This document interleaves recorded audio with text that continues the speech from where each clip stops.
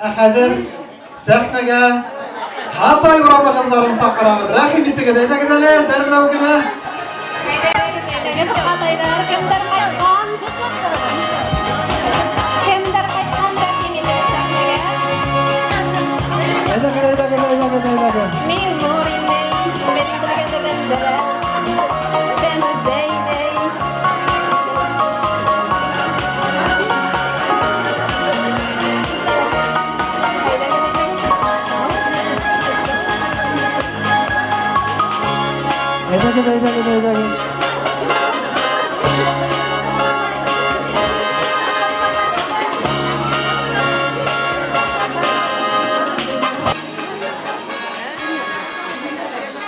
Bugün benim bayramlar sulaydı.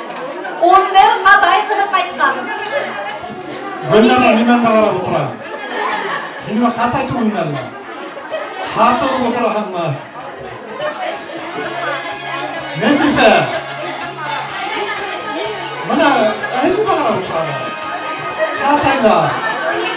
12, 14. 15 bana bir de kaldı 15 Hatay kılıp atıptıra. Alkışlar onlarga.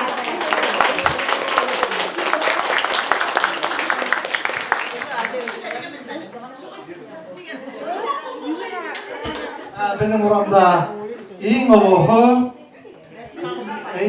Nesi Hatay'ın haberine yaşı gittiğine. Hiken yaşta Allah'a şükür hayret değil. Hiken yaşta bana benim bu Kamal Apay. Rahmet. Benim çok terek geliyor almanamına. Benim udumdan gene öz apayımda geliyor almanamına. Öz evde. Çok şulay vakıtla şulay buğandırınca. Rahmetinde Hataylar.